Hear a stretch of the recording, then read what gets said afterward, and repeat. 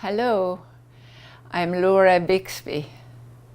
I live in Eugene, Oregon. I was born with torticollis, a twisted neck. That and some very bad movement habits at the workplace has caused very strong tension paths throughout my body. 60 years later, my body finally objected to that abuse.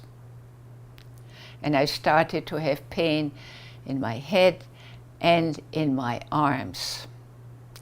Carpal tunnel syndrome. I searched for an alternative way of healing, and I found Meyer Schneider and his movement therapy. It worked, and I liked his approach to the body work. So I took his training class, and I studied to become a licensed massage therapist, and I used his therapy on clients, on friends, and on myself. And I learned that we all have built-in tools that we can use to take charge of our health.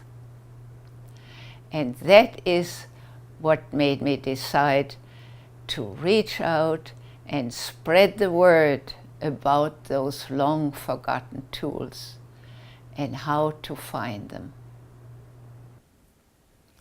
And I will start by introducing you to your body.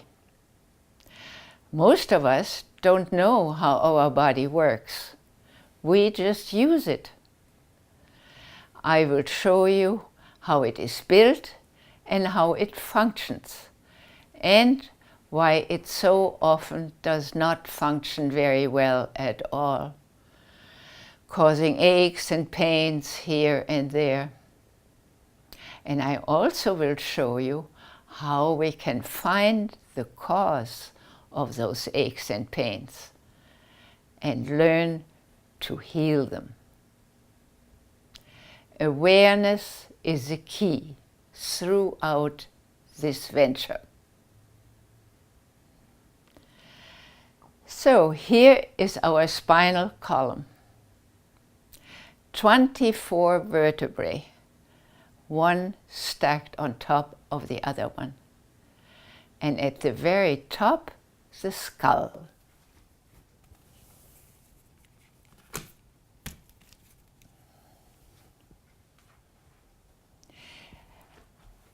Seven neck vertebrae. And below that, 12 chest vertebrae, carrying the rib cage. If you put your fingers, your hands right at the rib, feel the rib cage, and your fingers can feel the bottom of the rib cage, you walk toward the front and up toward the breastbone. Tap up that breastbone to the clavicle bone. That's where all those vertebrae meet and are attached in front. Tap back down the bottom of the rib cage and toward the back, toward the vertebrae. Below the rib cage, 5 large lumbar vertebrae, our lower back. And all of that sits on the sacrum, that flat bone here at the bottom of your spine. And you can feel that flat bone. And between the flat bone and the beginning of the rib cage, that is your lower back. So here we have our torso, our core. We also have extremities, arms and legs. The legs are attached to the pelvic bone. And here is our left pelvic bone.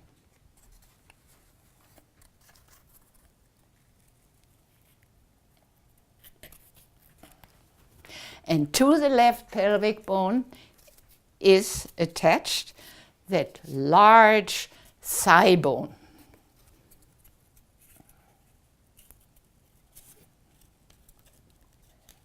The largest bone in our body. And it goes from hip to knee. And below the knee, two bones.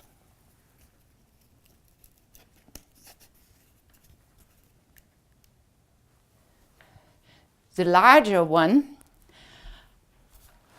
going just below the kneecap all the way down toward the inner ankle. And the smaller one on the outside going down to the outer ankle. See whether you can follow those two bones from knee to ankle while I attach the other leg.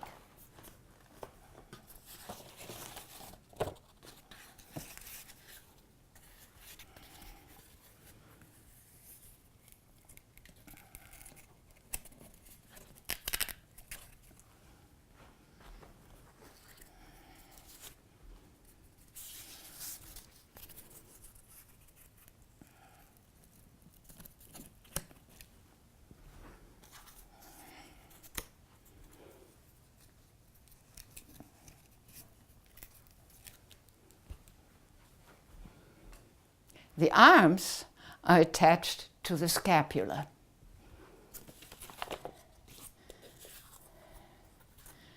And this is the left scapula with the shoulder blade and the scapular bone which attaches it to the front. So I'm going to stick it through here.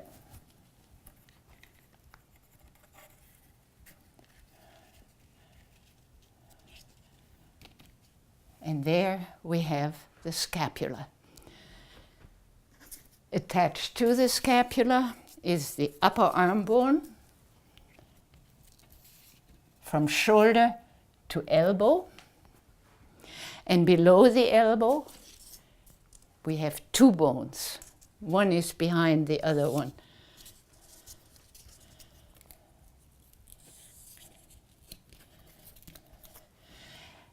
One of those bones goes from the elbow toward the pinky side of the wrist, and the other one on the opposite side. And when you hold your arm like this and rotate the wrist, you can feel one bone, the smaller one, rotating around the other one. Explore that, and I'll attach the other arm.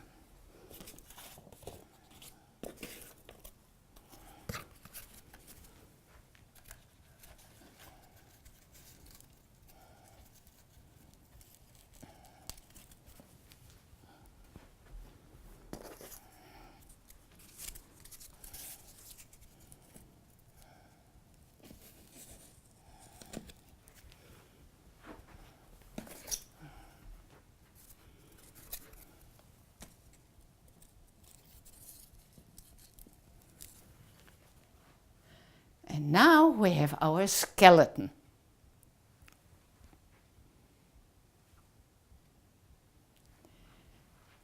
The sitting bones here,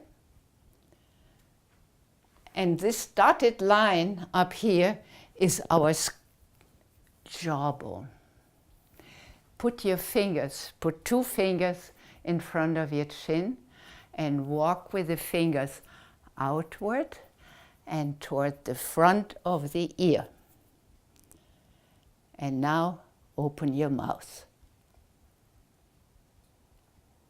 And you can feel the jawbone moving out of its joint. All of this is jaw.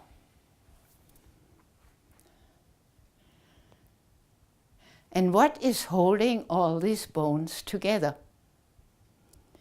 Ligaments and muscles. We have muscles going up and down the front of the torso and the back. Those are the postural muscles. They hold us upright. And we have breathing muscles. The diaphragm and narrow bands of muscles from rib to rib. Put your hand again on the side of your rib cage. And with the fingers, you can feel the bottom of the rib cage. The diaphragm attaches to the bottom of the rib cage, forming the floor of the chest cavity.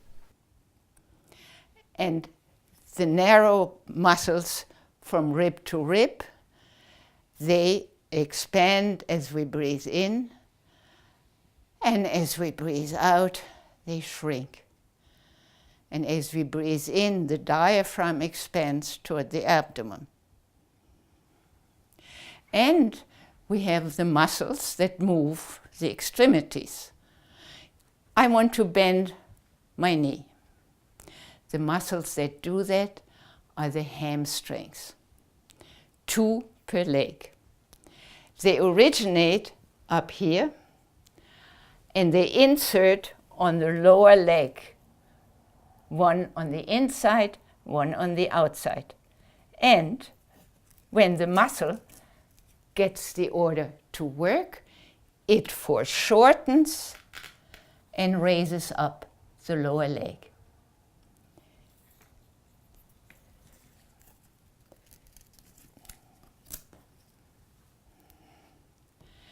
And you can put your fingers right here in front of your upper arm and bend that elbow. And you can feel that foreshortening of the muscle. And when the muscle foreshortens, they also get quite hard. Now, put your finger on the clavicle bone and raise your shoulder. Can you feel that clavicle bone moving? Let the shoulder go down again. The muscles that do that originate in the upper neck vertebrae.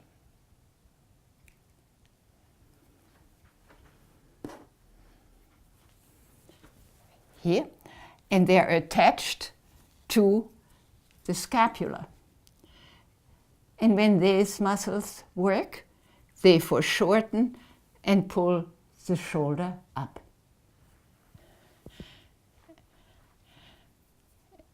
And since the shoulder blade and the scapula is one unit, you can feel that bone going up and down.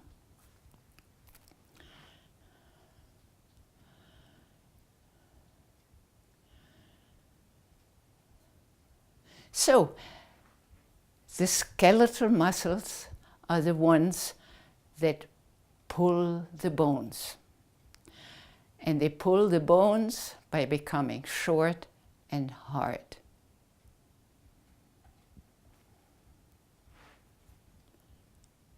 And when they relax, they become soft and long.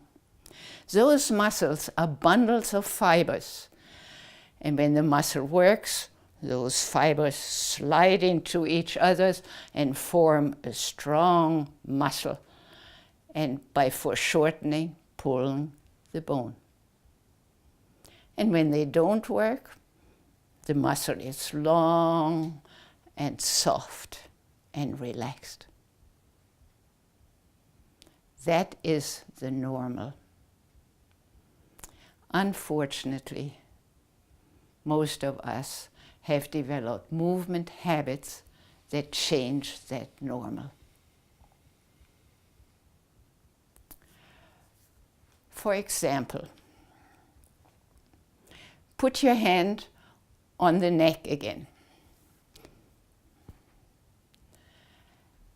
And remember, pulling up the shoulder, you can feel those neck muscles there, right? Now, breathe. Raise your straight arm up. Can you feel that muscle working? It should not. It's a total different set of muscles that move the arm. But many people pull up the shoulder every time they use the arm. When they brush teeth, write their name, drink tea. That's a very bad habit. Put your hands on both shoulders of your partner. I put my hands right here next to the neck. Mm-hmm. Now, Glenn, take a deep breath. You feel any muscle movement under your hands? You should not. Remember, the breathing muscles are the diaphragm and the intercostals. Another bad habit. We have hundreds of muscles in the body, plenty of opportunity to develop bad habits, like standing on one leg most of the time. No good. In the kitchen, stir your soup, you wipe the counter or the wall, and all the time you have that other elbow bent. There's no need to use all those muscles. What makes a bad habit so bad? Let's go back to the shoulder blade again, to the shoulder girdle. There are muscles attached to all sides of the shoulder blade. They can move it sideways and up and down. And if all those muscles work in harmony, that shoulder blade can glide easily over the rib cage. Those muscles also can firm up and form a strong basis for the arm to move from.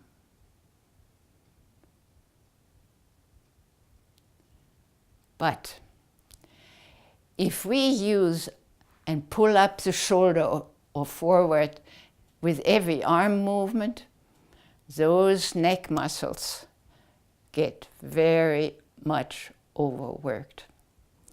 And eventually they stay short and hard. And they constantly pull on the scapula. Other muscles have to pull back because the body wants to be in balance.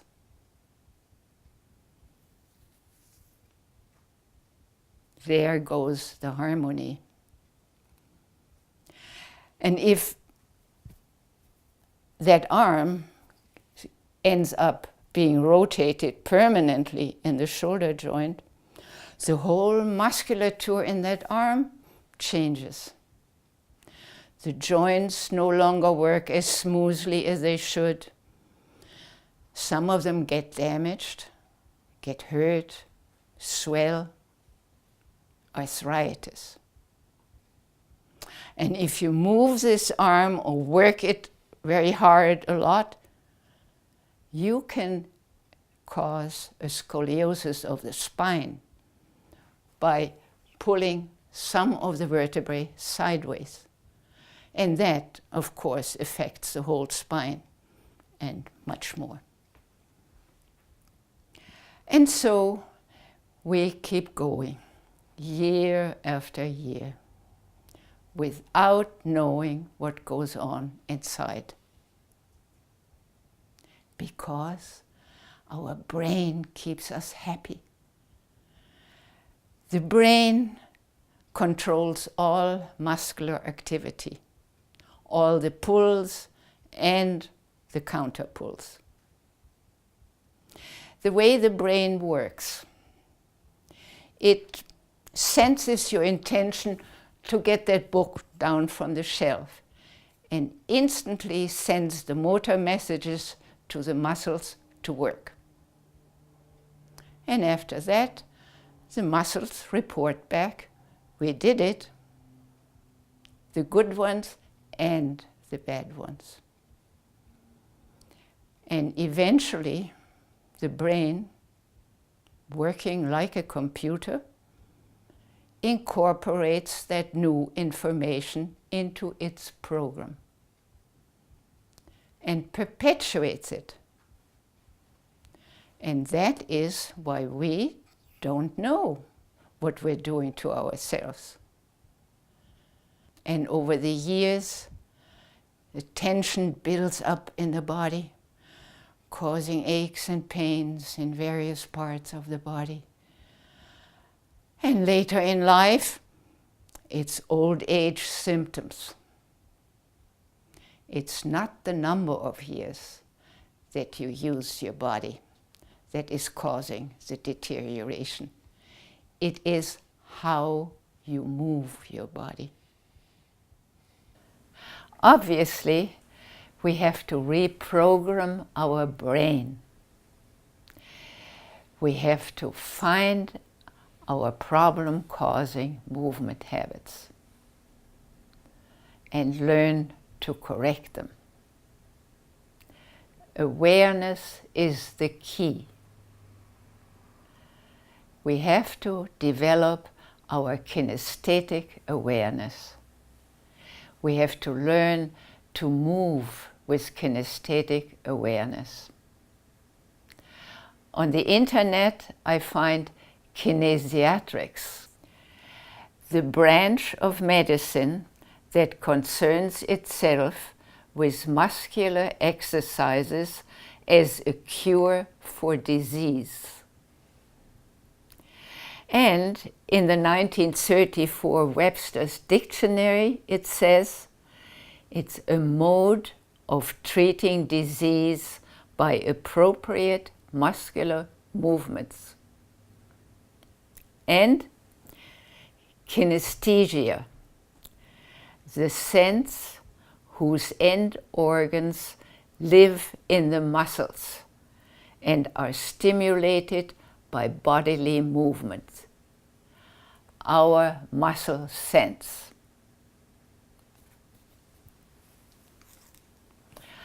Our muscle sense,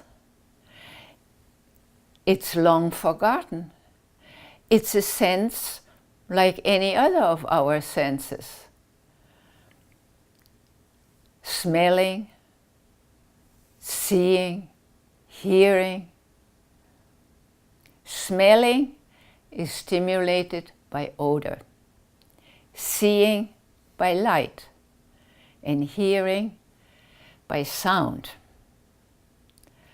Our muscle sense is stimulated through movement. That muscle sense, it has been used for healing in the past. We want to find it. How? Breathing is the major key. The work on the DVD from the breathing box clearly shows us the movement of breathing.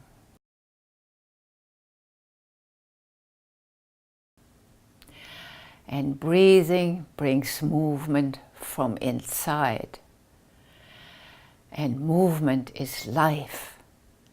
Everybody can benefit from good breathing. And if you want to find your bad movement habits, you have to observe yourself. Are you pulling your shoulder up or forward every time you brush your hair? How do you use your cell phone? Use the other arm for those repetitive motions. It will confuse the brain and will make it much easier for the body to learn something new. Practice being ambidextrous and observe your jaw in the mirror. When you chew and when you talk, are your teeth aligned? If they're not, it affects the neck vertebrae and much more. Are you favoring one leg? The legs are our foundation. No structure can live a happy life with an uneven foundation. And periphery. The periphery of our arms and legs, the hands and the feet. We have to include them in our mind and in our daily moves. Let's tap the fingers together. You relax your elbows and you move the hands out of the wrist joint. And each fingertip hits its partner on the other hand. You're waking up thousands of nerve cells right now.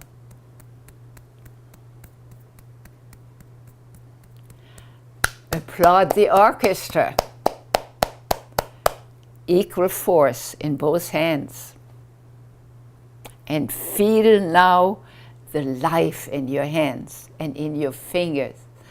And with the fingers, reach for the keyboard and feel your fingers pushing down the keys. Your car key, feel it with your fingers before you reach for the ignition. And turn the doorknob with your hand, not with the whole arm. An art student once said that her teacher tells them to use the whole body for painting. That's okay, but start with the periphery. Feel that brush in your hand, and then use the wrist, the elbow, shoulder, and then the whole body. But start with the periphery. Now take a look at this little girl. It's a photograph from an advertisement where she is enjoying the wonderful clean outside air. She just flings shoulders and arms into space. She has no idea where her hands are. Parents, teachers, observe your kids. And your feet. Do you know where your feet are right now? Don't look. Can you feel them? Move the toes a little bit. And now you can feel them and move them right in front of you, flat on the floor. The knees should be vertically above the ankle joints. And the thigh bone should be horizontal, forming a 90-degree angle at the knees. And with this good posture, you can feel your sit bones and you can feel your legs resting on the feet. Adjust the chair height to this posture. Put a pillow on it if the chair is too low. Put some kind of a board on the floor if it's too high. So the chair height is very important, and especially if you have a job where you sit a lot. And you have to choose good workout programs. You are the one who has to do the work. A chiropractor, a physical therapist often can relieve pain, but very often it is just temporary, and you have to keep going back. I like to work with Frank Wildman's CD from the Feldenkrais Institute. You can also Google the Feldenkrais store and you will find many exercise programs to choose from. And you have to do those exercises very slowly, with full attention and with good breathing, in and out through the nose. That's the best way toward finding the muscle activity. And never ever strain. A neighbor of mine recently cracked a rib while doing a yoga pose. Lilia's Fohlen did a wonderful workout. She gently guides us from one yoga pose into another one.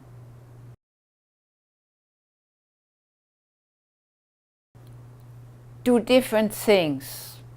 Biking, swimming, walking. Walking is always safer than jogging. Be careful with aerobics. And be patient. It's a process. It has taken you many years to get you where you are now.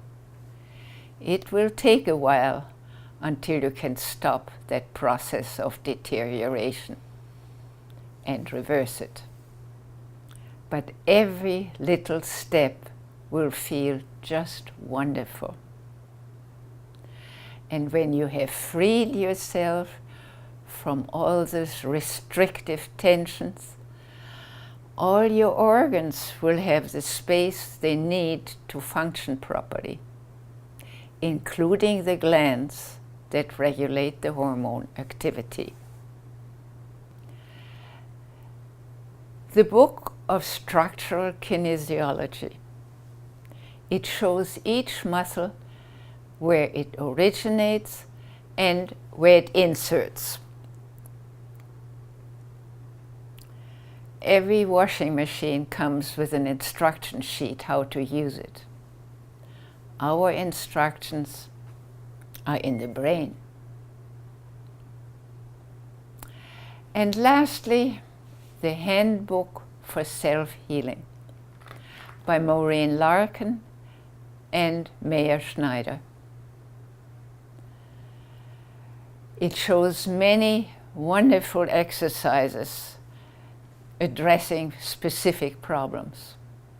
It also has a very good section on vision. Meyer Schneider was my teacher.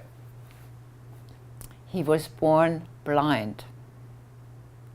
As a teenager, he found the Bates method of improving your eyesight naturally. He worked with it for 7 years and he gained his vision. And he improved it sufficiently and eventually got a driver's license. And he still is maintaining it many years after that. The way he did it, he worked to relax his eyes and then teach them something new. And we want to work to relax our body and teach it to function beautifully.